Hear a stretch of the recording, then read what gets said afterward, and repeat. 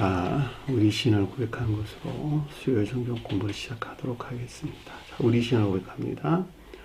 주님 예수 그리스도는 우리를 구원하신 주님입니다. 우리는 세상을 속량하신 이 한 분 하나님을 예배합니다. 우리 주님 안에는 성부, 성자, 성령이 계시며 그의 인성은 신령입니다. 그러나 우리를 구원하시기 위하여 세상에 오셔서 우리의 성정을 취하셨습니다. 우리 주님께서는 십자가의 고난을 받는 데까지 시험을 당하여 참으셨고 지옥을 이기셔서 사람들을 지옥으로부터 놓아주셨습니다. 인성을 낳으신 신성에 그 인성을 통합하셔서 영화 되셨습니다. 이 영화 없이는 아무도 구원을 받을 수 없습니다. 사람은 주님을 믿고 그의 계명을 지켜야 구원을 받습니다. 주님의 계명은 주님께서 우리를 사랑하신 것 같이 우리가 서로 사랑하라는 것입니다. 아멘. 자, 오늘 말씀 보도록 하겠습니다. 요한복음서 1장 14절에서 18절 말씀 보도록 하겠습니다. 요한복음서 1장 14절에서 18절 말씀 보도록 하겠습니다. 말씀이 육신이 되어 우리 가운데 거하심에 우리가 그의 영광을 보니 아버지의 독생자의 영광이요 은혜와 진리가 충만하더라. 요한이 그에 대하여 증언하여 외쳐 이르되 내가 전에 말하기를 네 뒤에 오시는 이가 나보다 앞선 것은 나보다 먼저 계심이라 한 것이 이 사람을 가리킴이라 하니라. 우리가 다 그의 충만한 데서 받으니 은혜 위에 은혜로라. 율법은 모세로 말미암아 주어진 것이요 은혜와 진리는 예수 그리스도로 말미암아 온 것이라. 본래 하나님을 본 사람이 없으되 아버지 품속에 있는 독생하신 하나님이 나타내셨느니라. 아멘. 자, 지난 시간에 공부했던 내용을 잠시 살펴보도록 하겠습니다. 자, 9절 보니까 찬 빛 곧 세상에 와서 이 세상이 교회를 가리킨다 그랬죠. 자, 교회는 가장 높은 뜻에서 신령 인성으로서 주님을 가리킨다. 신령 인성으로서 주님을 가리킨다 그럴 때 교회는 신령 인성에 속한 수용 그릇 안에 있다라는 말로 이해될 수가 있겠죠. 그러면 신령 인성이 뭐냐 그랬더니 신령 선과 결합된 신령 진리 그리고 여기서 파생된 사랑에 속한 모든 것들이나 믿음에 속한 모든 것들 이것은 마치 우리 육체가 심장에서 발출된 피의 모든 연합체 안에 있는 것과 똑같은 것이다 라는 말로 이해될 수가 있는 것이죠.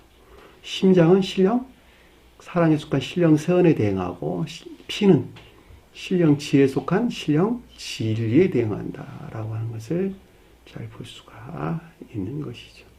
그 가운데 있는 개별적인 형체들이 저 세상에서는 천사들이요, 이 세상에서는 사람들을 가리킨다라고 하는 것이었죠. 자, 신령 인성은 신령 지혜 안에 계시는 주님을 가리킨다라고 하는 것이었고, 신령 지혜는 신령 사랑 안에 있는 것과 한 몸 안에 있는 주님 자신을 가리킨다라고 하는 것이었어요. 자, 신령 사랑과 신령 지혜를 신령 존재로서 주님을 가리키는 것이고, 신령 지혜 안에 있는 신령 인성은 마치 우리 영이 육과 한 몸 안에 있는 것 같이 주님 자신 안에 있는 신령 존재와 한 몸 안에 있는 주님 자신을 가리킨다라고 하는 것을 잘 볼 수가 있겠죠.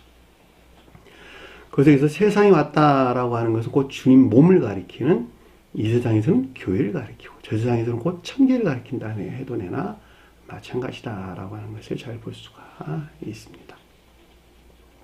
그 가운데는 참 빛이다라고 했으니까 신령 선에서 발출된 신령 진리를 가리킨다라고 하는 것을 명백하게 이해해 볼 수가 있는 것이죠.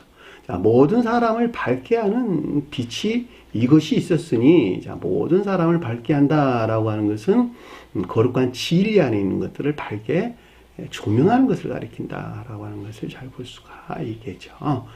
문자적인 뜻으로만 보면 마치 사람에게 비추는 빛이다 이렇게 될 수가 있는 것인데, 사람이라고 하는 것은 추상적인 뜻에서 진리를 가리킨다라고 하는 것을 잘 볼 수가 있겠죠. 따라서 교회에 속한 거룩한 진리 안에 있는 것들을 밝게 조명하는 것을 가리킨다라고 하는 것을 우리가 명백하게 이해해 볼 수가 있습니다. 그가 세상에 있었으며, 그가라는 단어 없는 단어니까 뺀다 그랬죠. 세상 안에 있다라는 말은 천계에서 내려온 교회 현존하시는 신령 진리로서 주님을 가리킨다라고 하는 것을 잘 볼 수가 있겠죠. 자, 세상은 그로 말미암아 지은 바 되었을 때, 제가 방금 설명한 내용이 그 내용이에요. 교회는 오직 주님의 신령 진리에서 파생된 선과 진리 안에 있는 것이다. 선 안에 있다는 말은 사랑 안에 있다는 말의 뜻이고, 진리 안에 있다는 말은 믿음 안에 있다는 말의 뜻이에요. 제가 앞에서 설명드린 내용이 그 내용이었죠. 그런데 어떻게 됐다고? 세상이 그를 알지 못하더라. 자, 그럼에도 불구하고 멸망된 교회는 주님의 신령 진리에서 비롯된 것들을, 즉 주님과 주님 나라와 그리고 이 가운데 있는 사랑에 속한 모든 것들이나 믿음에 속한 모든 것들, 따라서 선과 진리하는 것들에 대하여 전혀 알지 못하는 무지 안에 있는 상태를 가리킨다라고 하는 것을 잘 볼 수가 있습니다. 여기서 교회라고 하는 것은 일반적으로 여러분들이 생각할 때에 이 교회를 뜻한다라고 해도 틀린 말은 아니겠지만, 그럼에도 불구하고 개별적으로 설명할 때는 나 하나가 교회예요. 멸망된 교회 안에 있는 나는 주님 안에 있는 이 가운데 걸 대해서 전혀 알지 못하는 무지 안에 있는 상태로 설명해 준다라고 하는 것을 잘 볼 수가 있는 것이죠. 그러니까 교회가 종말에 이르게 될 때에는 결코 선이 무엇인지 안다 모른다. 진리가 무엇인지 안다 모른다. 선과 진리에 대한 지식들도 있다 없다. 결코 가지고 있지 못하다. 이것이 해가 어두워지고 달이 빛을 내지 아니하고 하늘에서 별들이 떨어진다. 이것이 교회의 종말에 대한 주님의 가르침이었어요. 마태복음 24장에 언급된 말씀이었어요. 그러니까 결과적으로 하늘에서 해가 어두워지고 달이 빛을 내지 아니하고 별들이 떨어진다는 말은 물질적인 하늘에 떠있는 이 같은 것을 가리키는 것이 아니라, 그것들이 표징하는 내 마음 안에 있는 이 같은 것 상태를 우리에게 설명해주고 있다라고 하는 것을 잘 볼 수가 있는 것이죠. 자, 그 가운데 있는 사람들이 하나로 연합되어 교회를 이루고 있단 말이죠. 그러니까 결과적으로 멸망된 교회라고 하는 사람들은 결코 알 수 없는, 전적으로 무지 안에 있게 된다는 것을 잘 볼 수 있고, 자, 무지 안에 있다는 말은 반대로 말하면 그들이 옳다고 여기는, 선이라고 여기는 악한 것들이, 진리라고 여기는 거짓된 것들이, 그리고 그들이 선과 진리에 속한 지식 안에 있다고 여기는 악하고 거짓된 지식들, 그리고 이 같은 것들에 속한 믿음들이 보편적으로 지배하게 되는 이런 상태에 놓이게 된다라고 하는 것을 잘 볼 수가 있겠죠. 그것이 지금 오늘날의 기독교의 모습이었고, 주님이 초림 때에는 유대 교회에 속한 자들이 모습이었단 말이죠. 그들이 성원에 대해서 아는 바가 뭐가 있겠어요? 전혀 없는 것이지. 결과적으로 그들은 성원이신 주님이 있는 것이 아니라 마치 성원이신 주님에게서 비롯된 것 같은, 그들이 여기는 성원의 문자적인 뜻으로부터 만들어낸 교리를, 창안해낸 그들이 만드는 교리들을, 거짓된 교리들을 믿는단 말이죠. 그것이 우리가 회당이란 말로 언급돼서 나왔어요. 거짓된 교리 아닌 것들, 기역지에 속한 거짓된 교리 아닌 것들, 그것이 유대인들의 회당이 우리에게 설명해 주는 내용인 것을 잘 볼 수가 있겠죠. 그 가운데 있는 것들은 오직 우리가 마가복음에서 지금 공부하고 있는 것 같이 더러운 영 안에 갇혀 있는 것들이다 라고 하는 것을 잘 볼 수 있고, 역시 그건 세상 탐욕에 속한 것들과 한 몸 안에 있다라고 하는 것도 잘 볼 수가 있겠죠. 그리고 귀신들이었어요. 세상은 그를 알지 못하다. 11절 보니까 자기 땅에 오매 자기 자신으로 오매 이런 뜻이에요. 땅이란 말이 없었고 이디오스라는 자기 자신에 속한 것으로 왔는데 자기 자신에 속한 것들을 영접하지 아니하더라. 그랬죠. 멸망된 교회에 속한 자들은 그랬다면 지금 똑같아요. 유튜브에 그 수많은 750개인가 거의 800개 가깝게 유튜브에 동영상이 지금 올라와 있고 세상을 향해서 선포하고 있는데도 불구하고 저를 찾아오는 사람들은 극히 제한적으로 전화도 거의 안 온단 말이죠. 왜냐하면 매우 신비적인 것들로 다 부정하기 때문에 받아들이지 않기 때문에 영접하지 않는 말이 그런 말이에요. 아무리 세상을 향해서 외쳐대도 선택받은 자들만 나온다는 거예요. 그 가운데에서. 그랬죠. 그리고 다 부인한다는 말이죠. 아니면 지식적으로 배우고자 하는 사람들이 더 있긴 하지만 그 또한 자기 자신이 목적이 돼가지고 그것을 알고자 하는 지식에 속한 유익 안에 있단 말이죠. 유의 안에 있단 말이죠. 상황이 지금 그렇단 말이죠.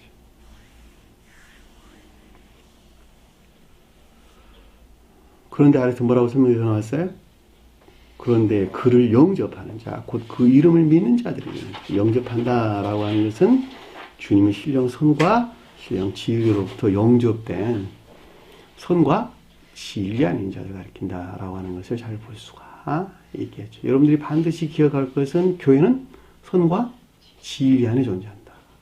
선 안에 있다는 말의 뜻은 진리 안에 있다는 말의 뜻이고, 자, 진리 안에 있다는 말은 선 안에 있다는 말의 뜻이다. 선과 진리는 분리될 수 없는 하나 안에 존재한다. 따라서 주님에게서 영접된 선과 진리 아닌 자들이 이 세상에서는 교회에 속한 자요. 저 세상에서는 천계에 속한 자다라고 하는 것을 잘 볼 수 있고, 그들이 진정으로 이 세상에서는 사람이요, 저 세상에서는 천사가 된다라고 하는 것을 잘 볼 수가 있습니다. 자, 사랑하겠다는 말의 뜻은 선하겠다는 말의 뜻이고, 인하겠다는 말은 진리 안에 있다는 말의 뜻이에요. 자, 선 안에 있다는 말은 천적인 교회 속한 자들의 언급이고, 인해 안에 있다는 말은 영적인 교회 속한 자들의 언급이란 말이죠. 이들이 진정으로 저 세상에 천계에 속한 자요, 이 세상에서는 교회에 속한 자다라고 하는 것을 잘 볼 수가 있습니다. 이 두 생명은 어디서 파생되어 나왔다? 주님에게서 파생되어 나왔다라고 하는 것을 잘 볼 수가 있는 것이죠. 그분이 말씀으로 이 땅에 오신 거예요. 그렇죠? 말씀으로 이 땅에 오셨다. 영접한다는 말이 무슨 뜻인가라고 하는 것을 잘 볼 수가 있는 것입니다. 영접한다는 말이 취하다, 가지다 이런 뜻이에요. 영접하는 자, 곧 영접하는 자가 이제 호소수란 뜻이에요. 만큼 이런 뜻이에요. 그러니까 영접한 것만큼 그 이름을 믿는 자가 되는 거예요. 이렇게 되셨죠? 주님의 이름은 신령 선과 신령 진리. 아까 설명드렸죠. 신령 인성 안에 계신 주님이에요. 신령 인성에 속한 신령 선을 예수라 그랬고, 신령 인성에서 신령 진리를 그리스도라 그랬다. 예수와 그리스도가 주님의 두 이름이다. 따라서 여기서 파생된 것들을, 파생된 선과 진리 아닌 자들, 다시 말하면 사랑이나 인애에 속한 선 안에 있는 자들, 그들이 주님을 믿는 자들이 되는 것입니다. 여기서는 영적인 교회에 속한 자라는 설명이기 때문에 인애에 속한 선 안에 있는 자를 가리킨다라고 하는 것을 잘 볼 수가 있고, 이들이 영적인 교회에 속한, 내적인 교회에 속한 자들이요, 인애에 속한 믿음 안에 있는 자들이 영적인 외침에 속한, 또 인애에 속한 믿음이라고 말하든 인애에 속한 진리 안에 있다고 말하든 같은 말로 해야 될 수가 있는 것이겠죠. 왜냐하면 인애에 속한 선이 내적인 교회에 속한 자라 한다면 인애에 속한 믿음은 보다 외적인 교회에 속한, 영적인 외적인 교회에 속한 자들 설명해 준다라고 하는 것을 잘 볼 수가 있습니다. 이들이 주님 믿는 자들이에요. 그들이 교리를 믿는 것이 믿음이 아니라. 그렇죠? 왜냐하면 선이 진리와 분리될 수 없는 것 같이 인애와 믿음도 또한 분리될 수 없는 하나 안에 존재하기 때문에 그렇다라고 하는 것을 잘 볼 수가 있는 것입니다. 하나님의 자녀가 되는 권세를 주셨으니 자, 하나님의 자녀가 된다. 이 자녀라는 말이 테크노이라는 단어를 썼어요. 자, 테크노이라는 단어는 교리에 속한 진리하는 자를 가리킨다. 제가 설명드렸어요. 그것이 제가 마가복음 공부하면서 설명드렸나요? 그렇죠. 테크노이라는 단어는 교리에 속한 진리한 자를 가리키는데 이 가운데서 진리에 속한 애증하는 자들, 자식으로서 진리에 속한 애증하는 자들을 아들이 표징해주고 선에 속한 애증하는 자들을 딸을 표징한다. 제가 이렇게 아마 여러분들에게 설명을 드렸던 것 같아요. 여기서 하나님의 자녀란 말이 그런 뜻이에요. 하나님이 처음부터 계신 주님의 신령 지혜에 속한 신령 지로서 주님에게서 말미암는 교리에 속한 진리가 적용된다는 말은 애정 안에 있다는 말하고 같은 말이에요. 왜냐하면 애정이 없으면 적용을 안 할 것이니까. 적용이란 말은 다른 말은 실천한다 이런 말이고 실천한다는 말은 복종한다는 말의 뜻이기 때문에 애정이 없는데 어떻게 복종하겠어요? 여러분들이 삶 가운데 애정이 없는데 어떤 걸 실천합니까? 그러진 않겠죠. 반드시 애정이 있어야 여러분들 실천할 마음도 생기는 것이고 그 말을 좀 더 고급스러운 말로 적용한다는 말로 언급돼서 제가 설명드린 거예요. 교리에 속한 진리가 적용되는 이 권세란 말은 뭐뭐를 행할 수 있는 능력, 자유, 권리 이런 뜻이에요. 엑수시아. 이 된다는 말이 만들어지다. 하나님은 자녀가 생산되는 이런 뜻이에요. 창조되는, 만들어지는 이런 말이에요. 기노마이. 권세를 그들에게 주었으니 그렇죠. 삶에 속한 능력이나 자유 또는 권리 안에 있는 것을 뜻한다라고 하는 것을 잘 볼 수가 있겠죠. 주님에게 돈 거예요. 자, 이는 혈통으로나 육의 정으로 육이 원하는, 육이 결정하는, 육이 선택하는 의도로 말미암는 또는 사람 뜻으로 나지 않냐고 이런 뜻이에요. 혈이란 말은 피, 혈액. 관능적인 사람에 속한 좋은 뜻에서는 진리를 가리키나 반대 뜻에서는 거짓을 가리킨다라고 하는 것을 잘 볼 수가 있겠고. 육이란 말은 사르크스라는 육체 이런 뜻이에요. 그러니까 관능적인 사람 안에는 좋은 뜻에서는 선을 가리킬 것이나 반대의 뜻에서는 악을 가리킨다라고 하는 것을 잘 볼 수가 있고. 따라서 이 가운데 거짓과 악 가운데 있는 관능적인 사람이 결정하고 선택하고 우양한다 그래가지고 결코 하나님으로 난 자가 아니라는 거예요. 그리고 여기 사람이라고 하는 것은 일반적으로 생물학적인 의미에서 보편적인 인류를 가리킨다라고 하는 말로 제가 설명을 드렸어요. 이 낱말은 원어에서 아네르라고 하는 남자를 뜻하는 여자의 대조전은 남자를 가리키는 말의 뜻이기도 하지만 일반적으로 생물학적 분류상으로 인간이나 인류를 가리키는 말의 뜻이다. 왜냐하면 보편적인 뜻으로 언급해 있는 것이 말이기 때문에 그런 거예요. 그러니까 보편적으로 인류가 인간들의 결정이나 선택 또는 의도나 의향에서 비롯되지 아니하였다. 한마디로 말하면 사람에서 비롯된 것은 전혀 아니다. 이런 말이란 말이죠. 오직 주님에게서만 비롯되어 하나님으로부터 난 자가 되는 것이란다 라는 말의 뜻이 오직 하나님께로부터 난 자들이라 라고 하는 것을 잘 볼 수가 있는 것이죠.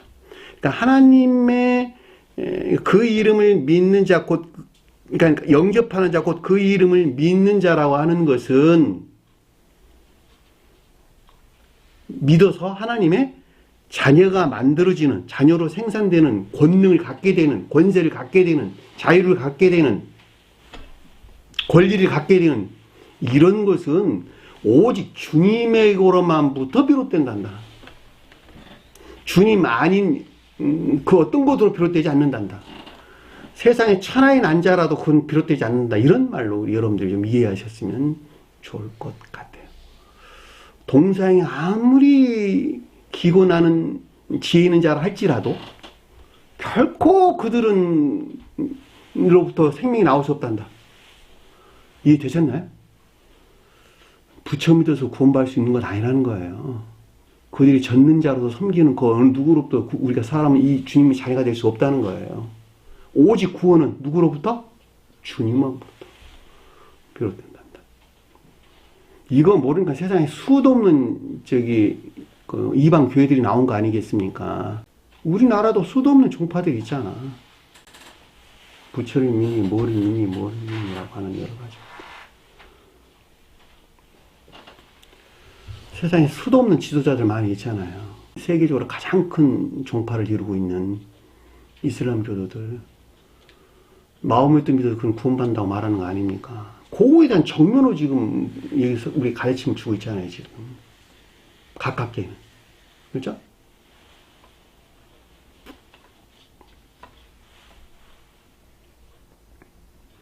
하나님께로부터 난 자들이다. 난다는 말이 겟나오란다는데 다시 출세한다 이런 뜻이에요. 거듭난다. 오직 하나님으로부터 진정으로 교회 속한 자가 된다라는 말을 우리가 능력하게 읽을 수가 있습니다. 여기까지 지난 시간에 공부했던 내용. 자, 14절 보니까 말씀이 육신이 되어 우리 가운데 거하심에, 여기서 말씀을 로고스라는 단어예요. 로고스. 성어로서 주님 또는 신령 진리로서 주님을 가리킨다라고 하는 것을 잘 볼 수가 있겠고, 육신이라는 말은 사르크스라는 단어인데 앞에 공부했어요. 관능적인 사람과 밀착된 선을 표정하고 가장 높은 뜻에서는 이 가운데서 일하시는 신령 선으로서 주님을 가리킨다라고 하는 것을 잘 볼 수가 있겠고, 되어라는 말은 기노마이라는 뜻인데 생산되다, 만들어지다 이런 뜻입니다. 우리 안에 거한다. 저와 여러분들 안에 거주하신다. 장막을 치다. 거주하다. 스케노란다는데 이 말이 스케노스 임시 거주지, 영혼의 거처, 영혼의 거처 이런 뜻입니다. 영혼의 거처. 스케네라는 단어로 장막이나 천막 또는 초막 이런 말에서 유래된 단어예요. 그러니까 말씀이 육신이 되어 우리 가운데 거했다라는 말의 뜻은 신령 진리로서 이 땅에 오신 주님을 가리킨다라고 하는 것을 잘 볼 수가 있겠고, 추상적인 뜻을 설명할 때에는 문자적인 성언에 존재하는 신령 선으로서 주님을 가리키는 것으로 여기서 파생된 선한 삶 가운데 있는 자들과 함께 하시는 신령 진리로서 주님을 가리킨다라고 하는 것을 잘 볼 수가 있습니다. 오늘 공부해야 될 주된 내용은 성언으로서 주님과 신령 인성으로서 주님 관계에 대해서 우리에게 설명을 해주는 것입니다. 신령 인성으로 주님은 어떤 분이시고 그 가운데 성을 오신 주님은 어떤 것이냐라고 하는 거예요. 관계가 도대체 어떠느냐라고 하는 거예요. 요거에 대한 우리 가르침을 뜻한다라고 하는 것을 잘 볼 수가 있습니다. 만약에 신령 인성으로서 주님께서 성원으로서 이 땅에 오시지 않으셨단다면, 성원으로서 우리에게 그 유산을 남겨주지 않았단다면 인류는 구원받을 수 있을까 없을까? 결코 없는 거예요. 왜냐하면 신령 인성으로서 주님은 매우 추상적인 주님을 가리키기 때문에 추상적으로 존재하신 주님이 실제적인 주님으로 우리에게 오지 않는다면, 다시 말하면 육체 안에 머물러 있는, 감관적인 사람 안에 머물러 있는 시각에, 그 사람들이 함정의 시각에 다가올 수 있는 주님 자신으로서의 그 형체를 드러내지 아니한다면 구원받을 육체는 아무도 없겠죠. 따라서 여기서 지금 말씀이 육신이 되어 이 땅에 오셨다라는 말은 요한복음서 1장 1절에서 우리에게 성을 맹해 주는 것 같이 성을 오신 주님을 가리킨다. 문자에 존재하는 성으로서 주님께서 이 땅에 오셨다는 거예요. 이해되셨나요? 무슨 말이에요? 그 말이 말씀이 육신으로 만들어져 가지고, 말씀이 육신으로 창조돼 가지고 관능적인 사람 안에서 일할 수 있는 말씀이 되셔 가지고 만들어져 가지고 우리 안에 영혼을 안에 오셨다 이런 뜻이에요. 영혼 안에 오셨다. 우리 가운데 거하심, 영혼 안에 영혼의 거처로 오셨다 이런 말이란 말이죠. 이 거하시다는 말이 설명드렸어요. 장막을 치다, 거주하다 이런 뜻인데 영혼 안에 거주하신 주님이에요. 성경에서 장막이 무슨 뜻일까? 천적인 교회. 장막, 천막, 천막 이런 말은 모두가 다 천적인 교회. 참 사랑 안에 계신 주님. 그러니까 제가 그 말을 영혼이라는 말로 바꿔서 설명한 거예요. 왜냐하면 영혼이 그 사람 사랑이고 생명이니까. 이해되셨나요? 그 가운데 오신 주님. 그렇죠? 그러니까 성경 말씀 안에는 주님 영혼이 간직되어 있는데 그 말을 여기서 주님에 대해 언급할 때 살이란 육신이란 말로 설명해서 나왔어요. 네? 왜냐하면 주님의 살은 신령 선을 표징하는 것이니까. 근데 우리가 앞에서 공부할 때 소마가 뜻하는 주님의 몸과 살이 뜻하는 사르크가 뜻하는 주님의 육신과는 다소 차이가 좀 있겠죠. 소마가 뜻하는 주님의 몸은 지고한 곳 위에 계시는 신령 선으로서 주님을 표징하고 여기서 파생된 모든 것들로부터 교회가 이루어지는 것이죠. 천적인 것들이나 영적인 것들, 그리고 여기서 자연적인 것들이 파생되어 나온다는 말이죠. 근데 여기서 말하는 사르크스라라고 하는 것은 외적인 것들 안에서 일하시는 신령 선호 주님, 또는 문자적인 성원 안에서 일하시는 신령 선으로서 주님, 그 말을 가리켜서 여기서 사르크스라는 말로 언급돼서 나왔어요. 따라서 성원의 문자적인 성원 안에 존재하는 신령 선으로서 주님, 제가 이렇게 설명을 드린 거예요. 다른 말로 설명하면, 한마디로 설명하면 신령 자연적인 존재에 속한 신령 선으로서 주님, 간략하게 설명하면 이런 뜻이에요. 그 말을 성경 주님에 대해 설명할 때 주님의 살이 우리에게 설명해 준다라고 하는 것을 잘 볼 수가 있습니다. 그분 주님께서 우리 영혼 안에 들어오신 거예요. 우리 생명 안에 들어왔다 이런 말이란 말이죠. 그 말을 가리켜서 우리 가운데 거하심에 라는 뜻이에요. 자, 그 가운데 신령 진리가 뭐냐 그랬더니 그의 영광을 보니 이런 뜻이에요. 영광이란 말은 신령 진리. 그러니까 주님의 살에서 나온 신령 선에 속한 신령 진리 영광. 그러니까 이 신령 진리는 저와 여러분들 안에서 영혼을 만들어내기 위해서 주님 생명을 만들어내기 위해서 일하시는 신령 진리로서 주님이 여기서 영광이란 말로 우리가 얼마나 이해해 볼 수가 있는 것이죠. 이 본다는 말이 가까이서 보다, 지각하다, 또는 방문하여 본다 이런 뜻이에요. 관찰하다 이런 뜻인데 내가 그 가운데 있어 그걸 본다 이런 말이에요.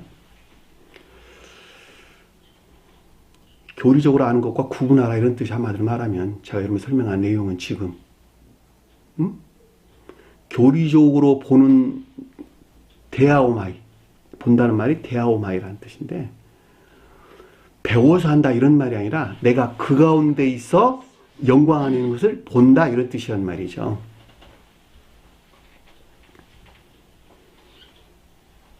성경에서 어디서나 영광은 신령 진리 안에 있는 주님을 가리키는 말씀의 뜻이에요.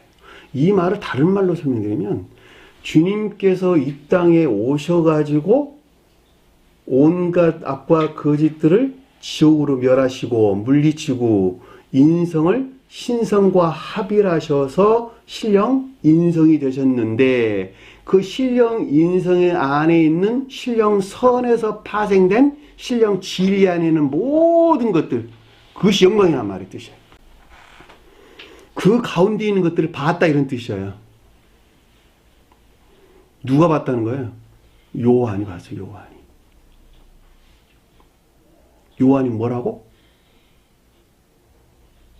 속뜻에서 사랑이나 인애에 속한 선한 삶 가운데 있는 영적에 속한 자들은 인애에 속한 선한 삶 가운데 있는 자들, 천적에 속한 자들은 사랑에 속한 선한 삶 가운데 있겠지요.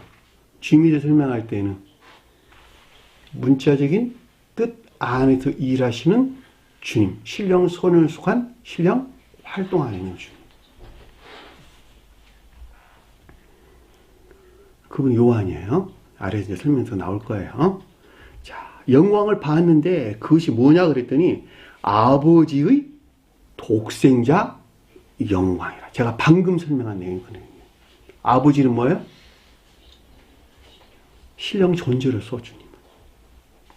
독생자는 유일하신 아들은 하나님의 아들로서 신령 인성으로서 주님. 영광은 신령 인성 안에 계시는 신령 선에서 비롯된 신령 진리 안에 있는 주님. 방금 설명한 내용이 그 내용이에요.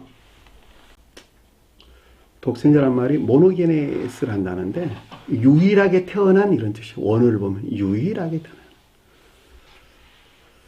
이 모노게네스라는 말이 모노스와 기노마이가 단어가 결합된 낱말인데 모노스라는 말이 남아있는 유일한 이런 뜻이고 기노마이란 말은 제가 자주 설명드린 내용이죠. 만들어지다, 생겨나다 이런 뜻입니다. 그러니까 유일하게 태어난, 유일하게 생겨난 아들, 그죠? 히오스, 독생자. 아들이란 말이 독생자, 히오스라는 헬라어로 보면. 그러니까 하나님의 아들을 가리키는 것으로 신령 인성으로서 주님을 가리킨다라고 하는 것을 잘 볼 수가 있겠죠. 은혜와 진리가 충만하더라. 은혜는 뭘까? 은혜 안에 있는 주님. 영적인 교숙한 자들은 주님의 은혜 안에 있고 천적인 교숙한 자들은 주님의 자비 안에 있다. 여기서 은혜란 말이 왜 언급됐는지 잘 알 수 있겠죠. 이 가르침들은 모두가 다 영적인 교회에 속한 자들에 대한 가르침입니다. 천적인 사람은 주님의 자비를 구하고 영적인 사람들은 주님의 은혜를 구한다. 자, 영적인 사람들이 주님의 은혜를 구할 때 주님 은혜에서 비롯된 영적인 진리와 이 진리에 속한 선안에 있겠네. 그쵸? 그것이 은혜와 진리가 충만하더라 라는 말씀이 뜻인 것을 잘 볼 수가 있습니다. 제가 책에는 뭐라고 써놨냐 그랬더니 여러분들 정리하는 데가 도와드리려고 말씀드리는 거예요. 신령 인성에 속한 신령 진리로서 주님의 호의에서 비롯된 영적인 진리와 이 진리에 속한 사랑, 곧 선 안에 있는 주님에 대한 고백을 가리킨다. 제가 이렇게 써놨어요. 은혜와 진리가 충만하더라. 악과 거짓 안에 있는 자들은 주님의 은혜와 호의가 두려움으로 온다. 그럴까 안 그럴까? 그러겠죠. 자기 생명 뺏어가니까. 두려움으로 오겠죠. 그렇죠? 참 아이러니해요. 주님께서 은혜를 베푸는데 호의를 베푸는데 온갖 악과 거짓 가운데 있는 자는 그걸 두려움으로 온다. 응? 아이러지 않아요. 자기가 원하는 걸 채워주면 그것을 은혜나 호의로 받아들이겠죠. 근데 자기가 원하는 것을 다 버리라고 그러거든. 그러니까 두려움으로 오는 거예요. 미움으로 오는 거야, 미움으로. 미움, 증오, 두려움. 그러니까 지옥에 떨어지는 자들이 주님의 삿대질을 하면서 뒤로 돌아서 그들이 좋아하는 지옥으로 내동댕이 쳐진다고 이야기하잖아요. 그쵸? 그 말이 그런 뜻이란 말이에요. 자기는 주님을 사랑하는데 주님이 자기가 원하는 걸 주지 않냐 이러는 거예요. 세상일도 똑같아요. 저와 여러분들이 악한 자란다면 여러분들이 원하는 거 주는 자가 좋은 친구잖아. 원하는 거 주지 않는 자들은 나쁜 친구야. 어린아이들은 자기가 원하는 거 주지 않는다고 엄마한테 향해서 뭐라고 그래요? 엄마 미워, 아빠 미워 그러잖아. 그런데도 불구하고 부모님은 그를 지극히 사랑해서 안 주는 것이죠. 똑같은 거야.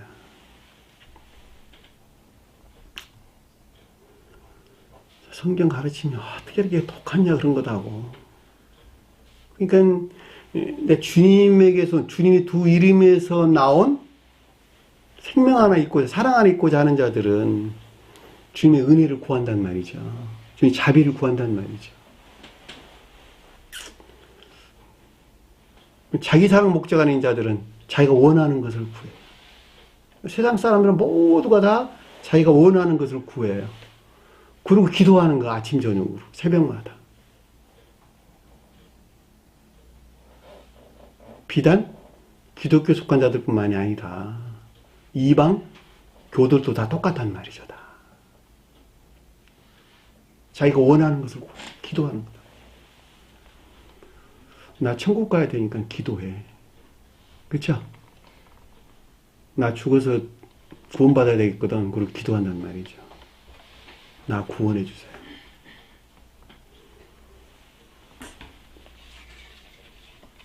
얼마나 이기적이야. 어? 자기 삶은 전혀 돌아보지 않냐고. 죽을 날 되니까 나 구원해 주세요. 그러고 원하는 얼마나 이기적이나 사람들이. 주님께서는 그랬잖아 우리에게. 너가 선하게 살아봐. 네가 이 생의 마지막까지 선한 삶을 살아봐. 네가 원하지도 않는데도 너 천국으로 들어올릴 거거든 내가. 주님 그러셨잖아. 너 구하지도 마. 이미 넌 구한 자니까 다. 그래 안 그래? 넌 이미 구한 자잖아 다. 근데 자기는 선한 삶을 살지도 않으면서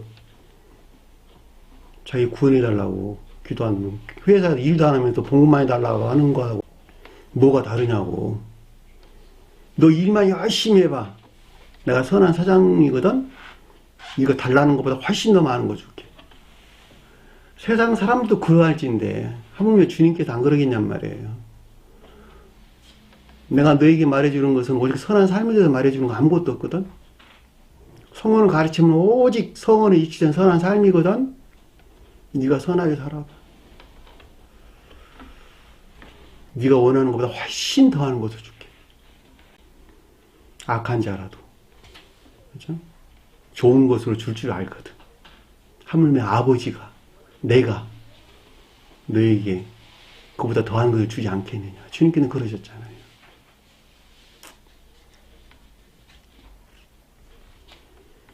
쓸데없는 거 구하지 마세요. 제발 나 선하게 좀 살려고 그러는데 주님 나 말씀을 잘 모르겠습니다. 그 말씀을 좀 깨닫게 해주세요.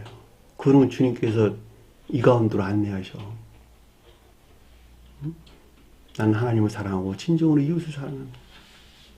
난 내 목적에 살고 싶은 마음이 톤톤만큼도 없습니다. 진정으로 선한 삶 가운데 사는 것이 무엇입니까? 진정으로 하나님을 사랑하고 이웃을 사랑하는 것이 무엇입니까? 그 가운데 자유와 행복이 무엇입니까? 나에게 좀 알게 해주세요. 그럼 이 가운데 안면되니까.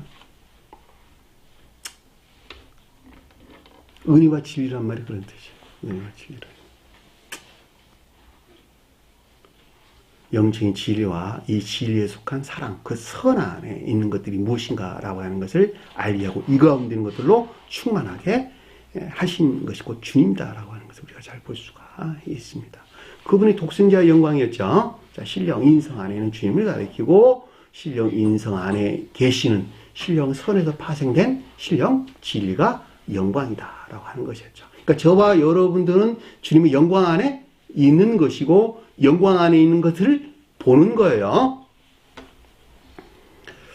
자, 15절 보니까 이제 요한이 이제 설명돼서 나왔어요. 앞에서는 신령 인성으로서 주님과 그 가운데 있는 영광에 대해서 우리 설명돼서 나왔고 아래에서 요한이 이렇게 나왔는데 요한이 뭐라고?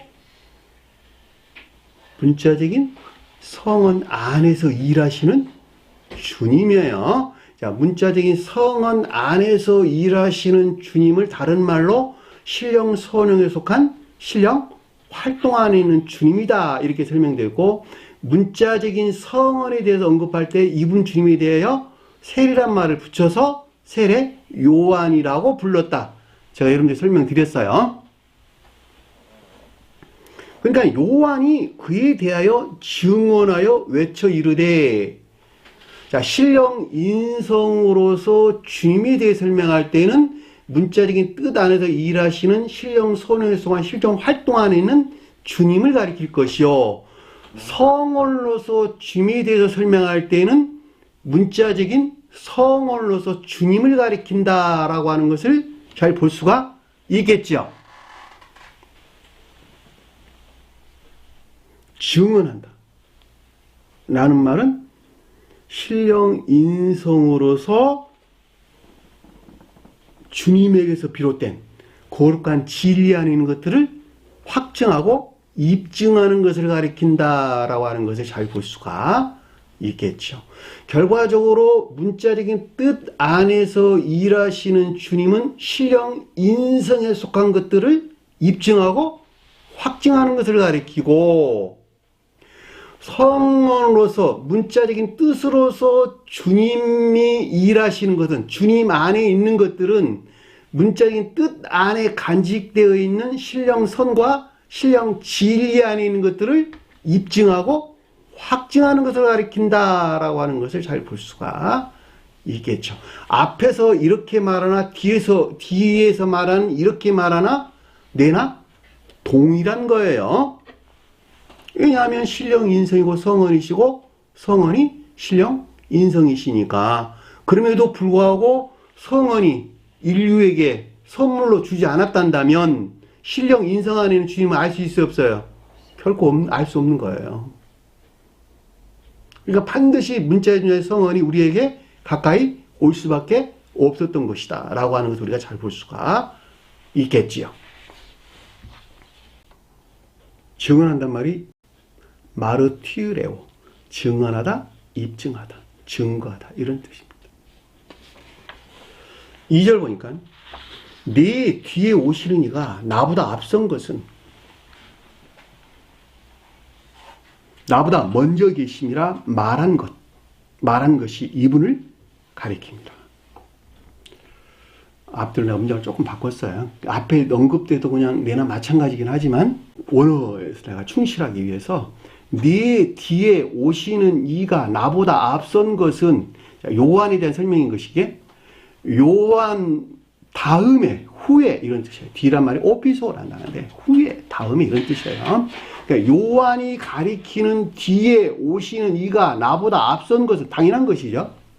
왜냐하면 요한은 문자적인 뜻 안에서 일하시는 주님을 가리키기 때문에 문자적인 뜻 안에서 일하시는 주님이 비롯된 근원에 대해서 지금 설명해 주는 것을 잘 볼 수가 있단 말입니다.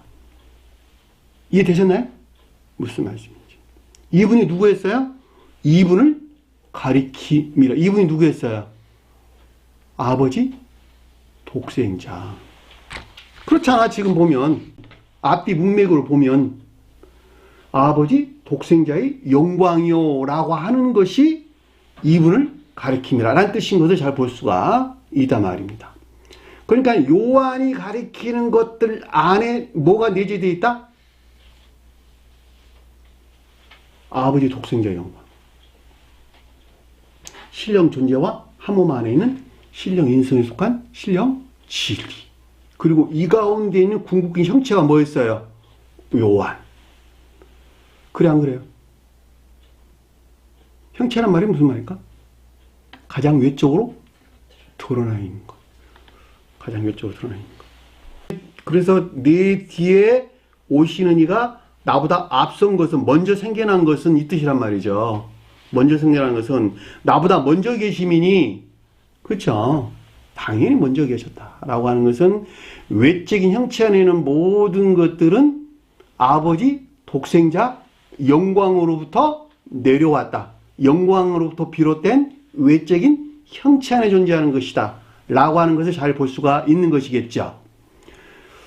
그리고 문자적인 뜻 안에서 일하시는 신령 선에 속한 신령 활동 안에는 주로 무엇을 증명하고 입증해 보인다? 요한은 뭘 증명해 입증해 보인다? 신령 인성에 속한 것들을. 자, 신령 인성은 신령 지혜 안에 존재하기 때문에 결과적으로 신령 지혜 안에 있는 것들을 입증해 보인다라고 하는 것을 잘 볼 수 있고, 신령 지혜는 신령 사랑과 한 몸 안에 있는 것이기 때문에 신령 사랑에 속한 신령 지혜에서 비롯된 모든 것들을 입증해 보이는 것이 요한이요. 그 가운데 간직되어 있는 것이 곧 문자에 존재하는 성원이다라고 하는 것을 잘 볼 수가 있겠죠. 어려워요?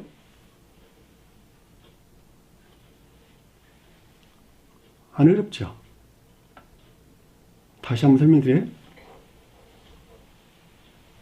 자, 요한은 문자적인 성원 안에서 일하시는 주님을 가리키는 것으로 그분을 가리켜서 신령 소령에 속한 신령 활동 안에 있는 주님이라고 그랬다. 여기에 활동하는 주님이라고 그랬다. 근데 이분을 가리킵니다 라고 말을 했으니까 이분이 아버지 독생자 영광을 가리킨다 라고 하는 걸 잘 볼 수가 있단 말입니다. 그러니까 아버지 독생자 영광이다 라는 말은 신령 인성에 속한 신령 진리 안에 계시는 주님을 가리킨다 라고 하는 것을 잘 볼 수가 있는데, 신령 인성은 신령 지혜 안에 있는 주님을 가리키기 때문에 여기서 아버지라고 하는 것은 신령 지혜와 한 몸 안에 있는 신령 사랑 안에 있는 주님 자신을 가리킨다는 거예요. 결과적으로 신령 사랑과 신령 지혜에서 파생된 모든 것들을 요한이 입증하고 증명해 보이고 있는 것인데, 이 가운데에서 일하시는 주님이 곧 성원이시다라고 하는 것을 잘 볼 수가 있단 말입니다. 그분을 우리가 아까 제가 설명드렸던 것 같이 요한을 다른 별칭 하나 더 붙여서 세례 요한이라고 불렀다는 거예요. 문자인 성원으로서 주님에 대해서. 그러니까 결과적으로 여기서는 지금 세례가 빠졌으니까 요한이라고 언급되는 것은 문자적인 뜻 안에서 일하시는 주님은 오직 신령 인성에 속한 모든 것들을 증명해 보이고 있는 것인데, 신령 인성은 곧 신령 존재와 한 몸 안에 있는 주님 자신을 가리킨다는 거예요. 이해되셨나요?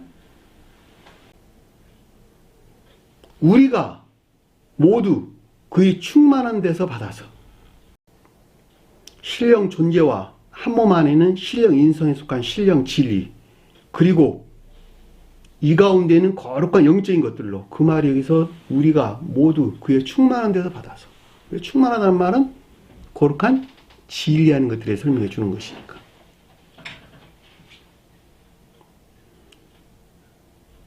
은혜, 유에, 은혜로다. 은혜란 말이 두 개 언급돼서 나왔고, 그 가운데 안티란 말이 들어갔어요. 위라는 말이 들어가려면 당연히 에이스란 말이 들어가야 되는 것이 옳은 말이에요. 번역을 하려면.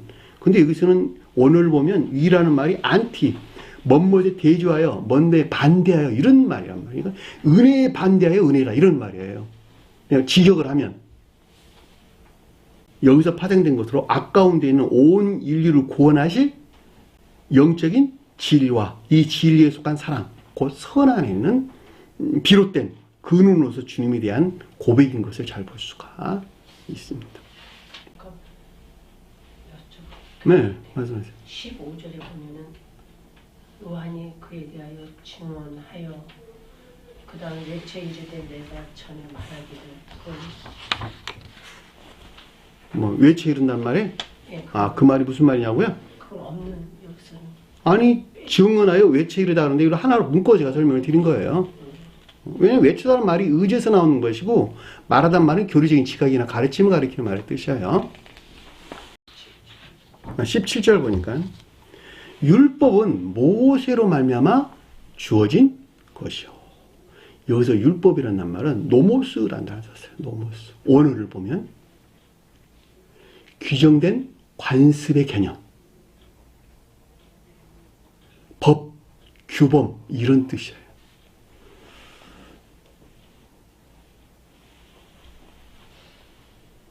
그러니까 성경책을 포함한 복음, 이런 말로 이해될 수가 있겠네요. 그렇죠? 결과적으로 말하면 문자적인 외적 진리 또는 문자에 존재하는 성원, 이런 말로 이해될 수가 있겠어요. 그렇죠? 왜냐면 가장 외적인 것들이니까. 그것이 모세로 말미암아 주어졌다라는 말은, 모세는 문자인 뜻으로만 이해하면 그냥 사람이 모세를 가리킬 것이나 선사나 또 교회 속한 사람들이 추상지대에서 이해해야 될 때에는 모세는 신령 진리로서 주님을 가리킨다라고 하는 것을 잘 볼 수가 있겠죠. 그러니까는 규범이나 법, 율법 또는 책을 포함한 이 복음에 속한 것들은 모세로 말미암아 주어졌다라고 하는 것은 주님의 신령 진리에서 비롯된 외적인 형체 안에 있는 것을 뜻한다라는 말로 넉넉하게 이해해 볼 수가 있는 것이죠. 자, 모세는 두 가지 측면에서 언급될 수 있는 것인데 주님의 신령선에서 직접적으로 발출된 신령 진리가 표징하는 것이 하나 있고 또 하나는 그 신령 진리 안에 있는 것들이 각자 저와 여러분들 안에서 천계로 가나안 땅으로 안내할 목적에서 일하시는 간접적인 신령 진리로서 주님을 표현해주고 있다라고 하는 거예요. 자, 여기에서 비롯된 노모스예요. 이해되셨나요? 그러니까는 노모스라고 하는 것은 신령 진리에 속한 외적인 형체 안에 있는 것을 가리킨다라고 하는 것을 잘 볼 수가 있겠지요. 자, 이것들을 통해 가지고 저와 여러분들에게 영적인 진리 안에 있고 이 진리들이 영적인 사랑, 곧 선 안에 있게 하는 것이 무엇이냐 그랬더니 은혜와 진리는 무엇이냐 그랬더니 예수 그리스도로 말미암아 온 것이란다 라고 하는 뜻을 잘 볼 수가 있겠죠.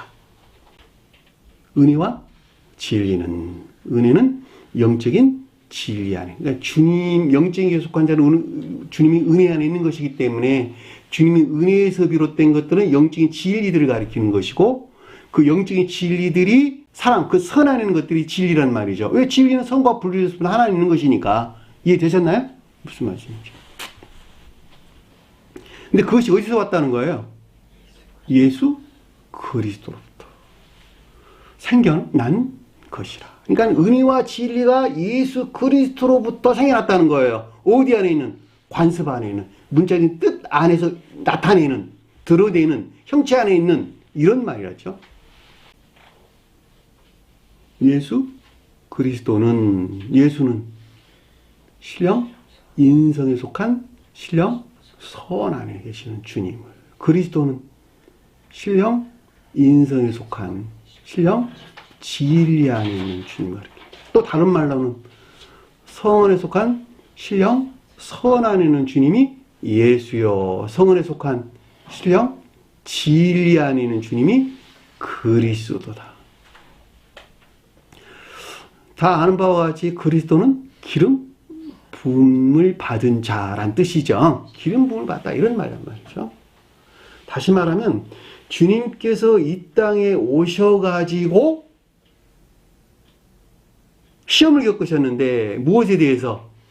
신령 존재에 속한 신령 진리에 대하여 시험을 겪으셨죠.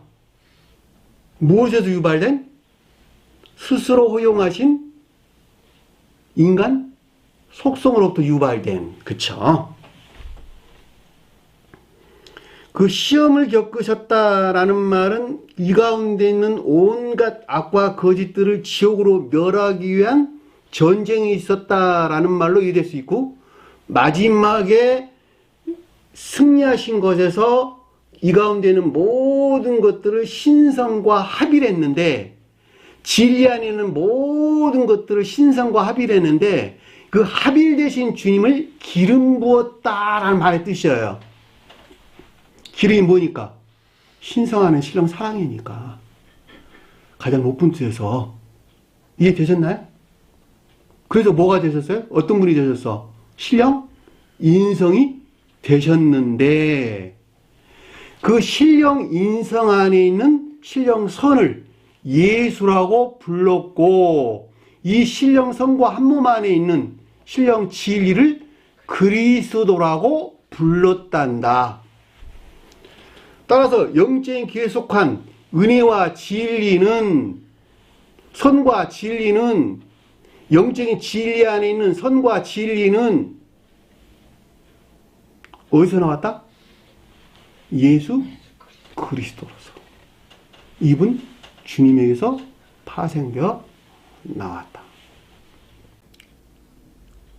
예수 그리스도로 말미암아 생겨난 것이요. 왔다는 말이 생겨났다 이런 뜻이에요. 기어마이.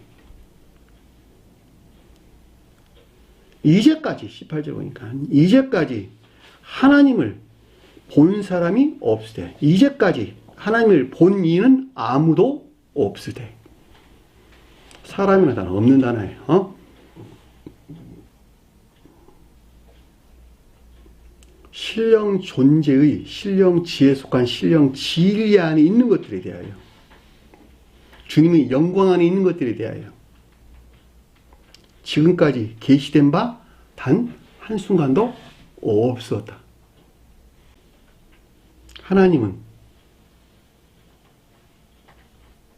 신령 지혜 측면에서 주님을 표징한다.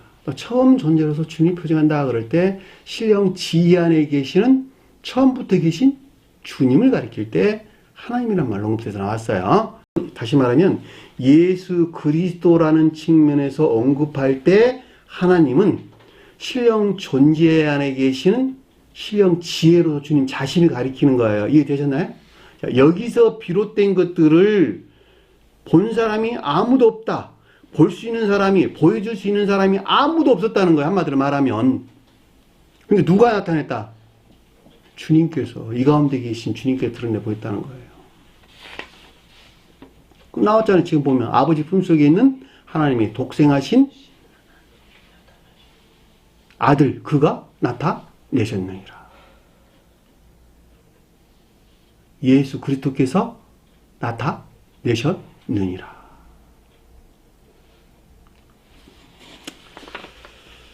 이 같은 가르침은 우리가 아무도 본 사람이 없었다라는 말은 우리가 넉넉하게 이해해 볼 수 있는데, 저와 여러분들이 본다고 하는 것도 사실은 예수 그리스도라고 하신 우리 주님에게서 파생되어 나온 영적인 것들을 보는 거예요. 영광 안에 있는 것들을 보는 거예요. 주님 자신 안에 것들 우리가 본다 못 본다? 결코 볼 수 없다는 거예요.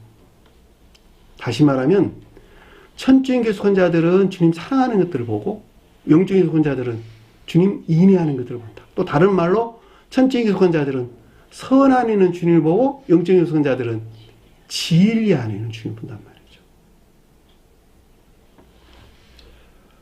그러니까 주님께서 너희는 본 다음이 복이 있도다. 마태복음 13장 16절 보니까, 그러나 너희 눈은 봄으로 너희 귀는 들음으로 복이 있도다. 저와 여러분들에게 복이 있다는 거예요.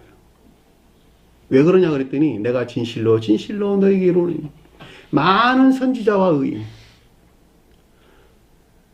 성언에 비롯된 가르침 안에는 모든 사람들이, 많은 사람들이 있었는데, 이 뜻이란 말이죠. 선지자는 성언에 속한 교리나 가르침 안에 자들. 수도 없는 세대에 수십 년, 수세기 이르도록 이 가르침 하는 사람이 많이 있었다는 거예요. 의인도 있었다는 거예요. 의인도. 그 나름 당대에 의론자들도 있었다는 거예요. 한마디로 말하면. 선지자는 진리에 속한 가르침들에 대해서, 의인은 선에 속한 가르침 하는 자들에 대해서.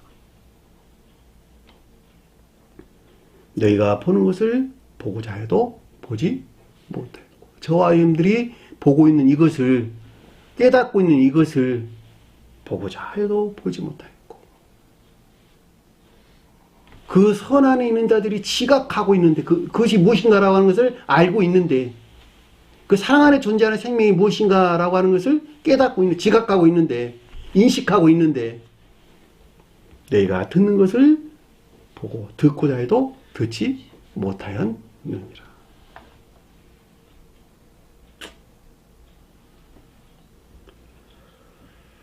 누가복음 10장 22절에 내가 내 아버지께서 모든 것을 내게 주셨으니 아버지 외에는 아들이 누구인지 아는 자가 없고, 똑같은 말의 뜻이죠.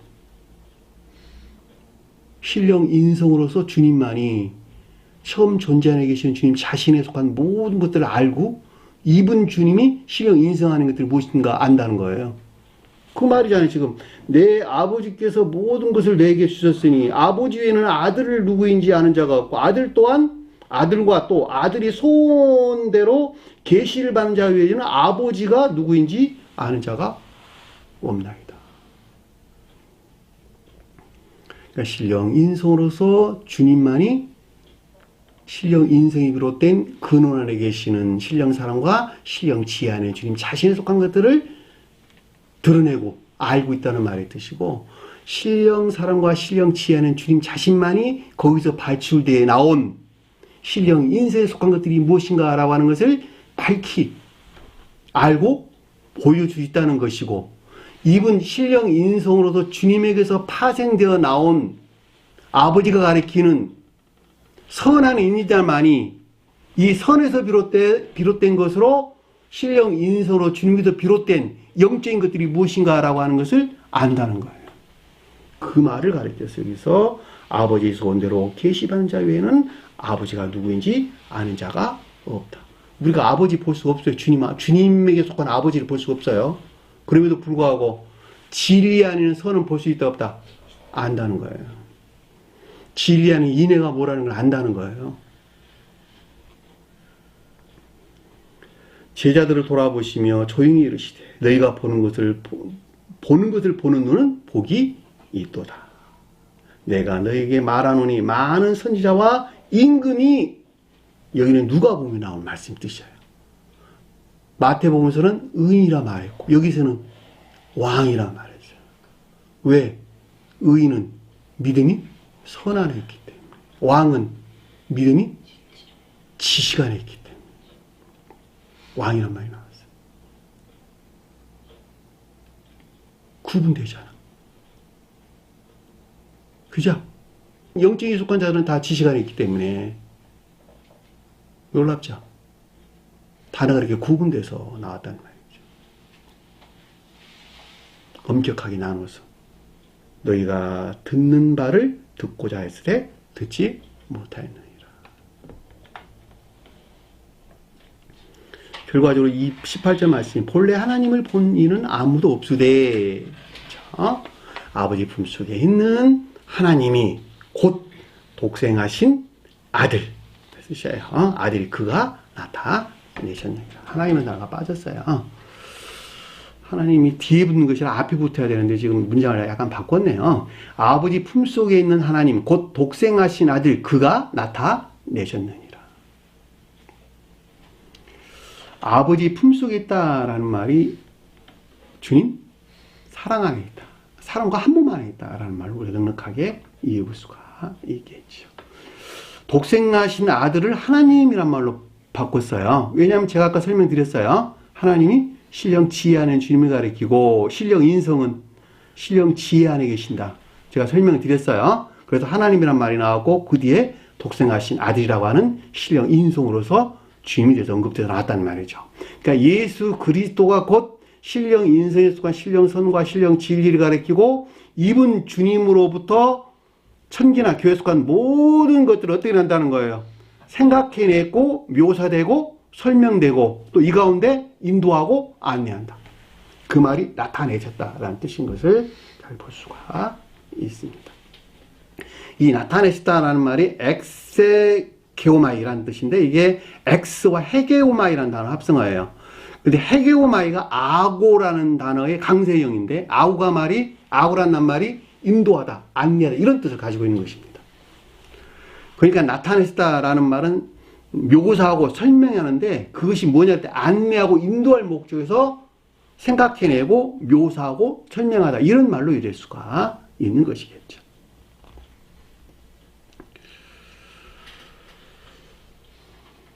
별로 어렵지 않죠?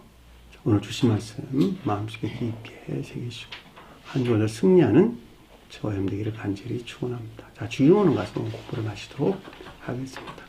하늘에 계신 우리 아버지, 이름이 거룩히 여김을 받으시오며 나라의 마옵시며 뜻이 하늘에서 인 것 같이 땅에서도 이루어지리라. 오늘날 우리에게 일용할 양식을 주옵시고 우리가 우리에게 죄진 자를 사해 준 것 같이 우리 죄를 사하여 주옵시고 우리를 시험에 들게 하지 마옵시며 다만 악에서 구하옵소서.